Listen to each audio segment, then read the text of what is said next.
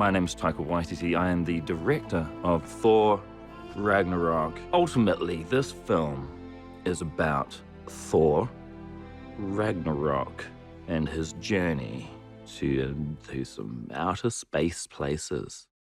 People often ask me, why did you become a filmmaker? Well, the main reason, just wanted to impress my mum and dad and to show them I'm not a loser.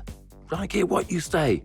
I can achieve some dreams, not my own dreams, but other people's dreams. I can get close to being J.J. Abrams. I know you wanted him as a son. Well, you got me. I'm sorry I'm not J.J. Abrams. They say, TAIKA, we wish we called you J.J. Abrams. Would have been so much cooler. You'd have done Star Wars. Well, it didn't. All right, Mum and Dad, I didn't. You're stuck with me. Okay, now, down to the nitty-gritty. Why did I make this film? For kudos and followers on Twitter. What I really wanted to do with Thor was capture the essence of Peter Pan with a little bit of Terminator 2, a dash of Independence Day, a smidgen of On Golden Pond, with that kind of tone of beaches mixed in with My Fair Lady. So I think we've achieved that. At the end of the day, when all's said and done, the film's about some monsters, some explosions, pretty ladies, handsome men, there's a Hulk, then it's the credits at the end with all the names of the people who made it. That's what we tried to do, and I think we did it. That's what I wanted to achieve with this film. Full respect from TAIKA WAITITI from New Zealand. Hey, let's do Get Help. No. Come on, you love it. I hate it. It's great, it works every time. It's humiliating. Do you have a better plan? No. We're doing it. We are not doing Get Help. Chris and I have been on this journey together for 7 years, and it's very different to any relationship I've ever had with any other actor. Fucking God of Thunder. Hey. We know each other so well, and I think in a way that enhances everything about that relationship. We have a shorthand, and he makes me laugh. He's now grown as a hero, where he can poke fun at himself, where he can become much more self-aware about his surroundings. Action! We see a Thor who's been steeped in the world of Tony Stark. He's picked up sarcastic rhythms. He's got a sense of humor. Banner's powerful and useful, too. Is he, though? And he brings that attitude into the stars with him. And it's that version of Thor that we're elaborating on in our film, to show Chris as the comedic force that he really is.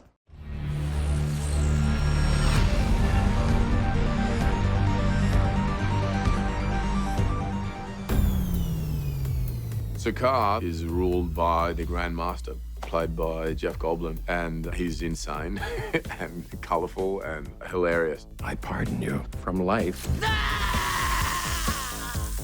The Grand Master is the photo negative of Odin. He's a very high status figure. He does things with disco. Grandmaster improvises. 1, 2, 3, 4. I'm practicing now this little section, which includes me as Grandmaster playing with a band. We wanted that character to be really memorable, and Goldblum is just perfect. I'm going back to Asgard. Asgard? I can't say that I'm all that familiar. He turned up day one and blew us all away. Place, Asberg. Asgard! I'll tell you this, and this is honest. It was as good a time as I've ever had. Champion, champion, champion. It was really fun, exciting, and I liked what we were doing. Hey, cut. Let's stop there. You know what? I woke up this morning thinking about a public execution. I did. I really did. But for now, I'll settle for this sweet little, who's going to get him first? So, well, you're on the clock. This means go. Did you not get that? That's the universal sign. Was I not clear? Oh, for heaven's sakes. What did you make of that? There's so many universal symbols. This is one that's obviously not communicable. What's this? Dial it down. That's dial it down. What's this? Get out. No. Smaller. Okay, here. Ooh. I'd like dessert. Here's I'd like dessert.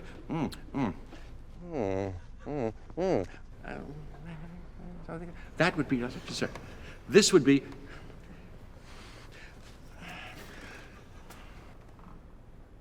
I won't do this any longer. Pay the bill. Not pay the bill. This would be. That would be pay the bill. This is where's my check? Where's my check? Where's my check?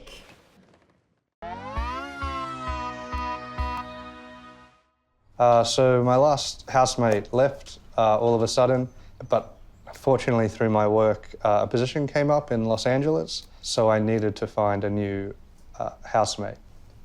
Hello? The Grandmaster was the only one who answered my Craigslist ad. Imagine that.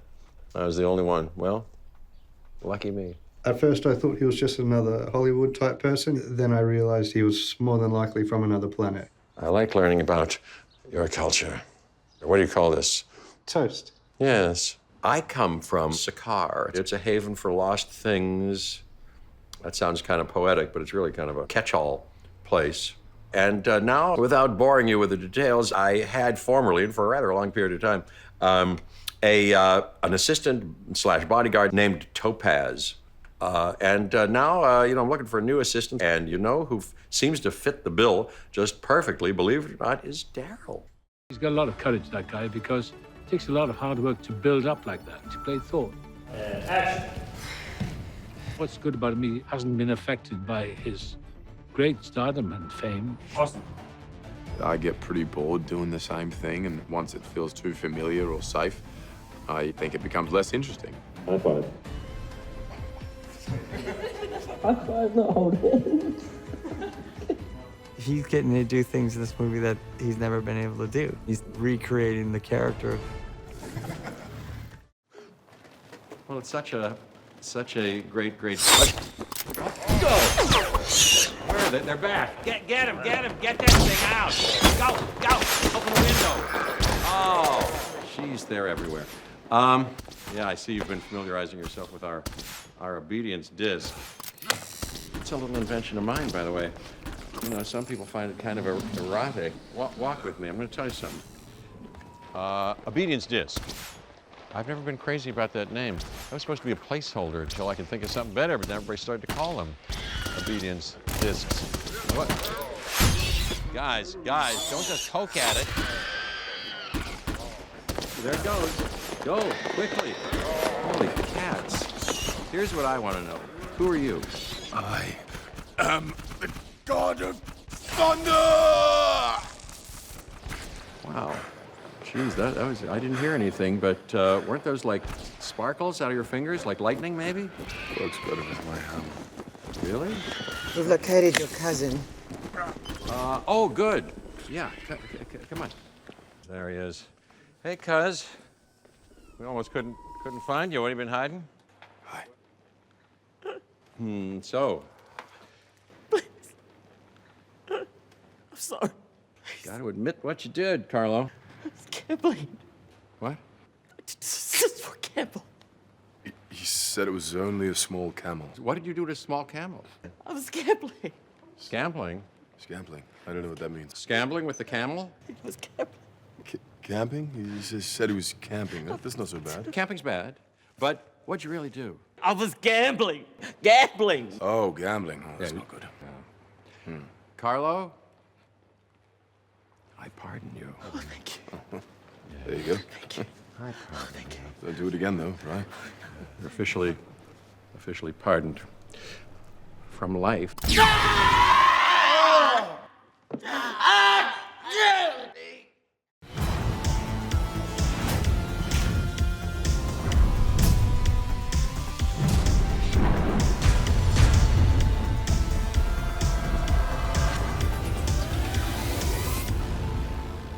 Today we were working on kicks and technique and these things, sort of tricks and spins and stuff. Every day there's something that's easier and something that's harder. I just tell myself a little affirmation. You can do this, it's just a little wind. We wanted to find a style that feels different than the way that you see most women fighting in film in general.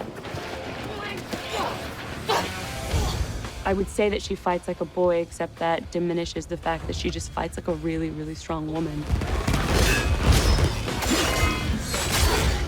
Tessa's thrown herself at this in the most extraordinary way. Just incredible commitment to the physicality of the part.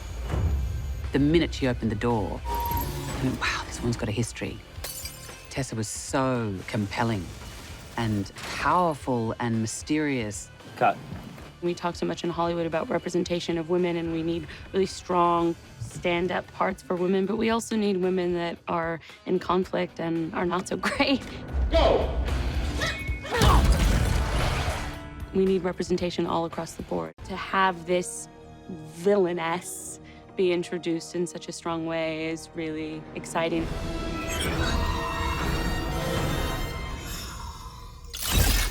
I've had incredible fun playing with her because I think her capabilities are so surprising and so unusual. She's not simply sinister. Action.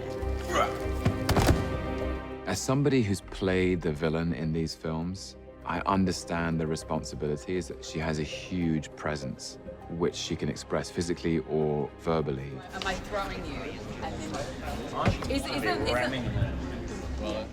She just has this off-kilter movement to her character. I was completely blindsided by it. Some of the happiest times have been beating people up. So it's been good.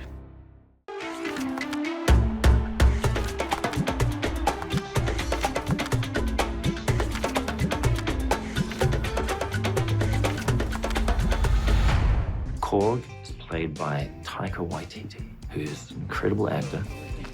It's so funny because I kept saying, oh, you got to play someone in this film, you know? Who are you going to play? What are you going to do? Good luck in your fight today, Thor. We believe that you can do it. I don't think you can do it. This character is extremely fascinating to me. He's a giant man made of rock and stone and granite and opal. And who knows what's beyond that? Is it flesh and blood or just more stones?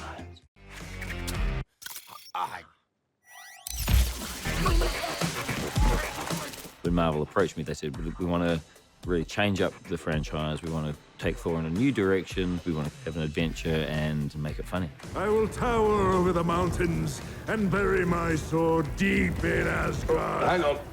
Give it a second. I remember the first time reading the script, I was just laughing out loud a lot. I swear, I'm not even moving. It's just doing this on its own. Yeah, cut there, great. The character felt different.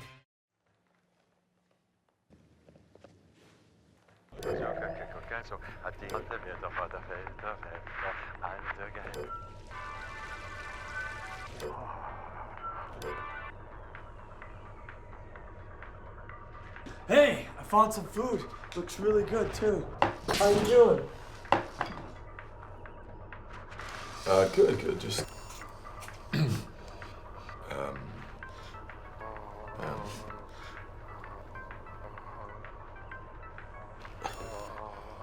trying to focus. Well, you know what my dad said to me just before I died? No. Me either, because I wasn't there. I was too busy obsessing on my gamma ray experiments. I missed my own father's death because I was focusing on my destiny. But I didn't miss my father's death because he was murdered right in front of me by my sister, whom I didn't even know existed because she was kept a secret from me my whole life. I'm really sorry. That was a terrible comparison. It just had nothing to do with what you're going through. And my family, it's like we're cursed to fight amongst ourselves while everyone else suffers for it. Now Asgard's in ruins and, well, this sister, Hela, I don't even know if I can beat her. You're Thor. You could kill your sister. Yeah, I'm Thor without his hammer. You're not the god of hammers. You're Dumbo. Doesn't sound like a compliment. It's totally a compliment. Dumbo! This sounds like you're calling me Dumbo over and over again. Dumbo! Say it once more and I'll tear your head off. The elephant who thinks he can fly because he has a magical feather. And then he loses his feather one day and he realizes it didn't have anything to do with him flying at all. It was like what was inside of him, you know? It didn't have anything to do with his freaking feather, man.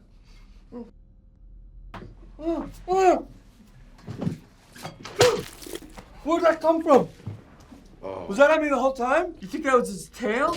You didn't even say anything. We're here. Yeah? Yeah, get rid of it. Oh.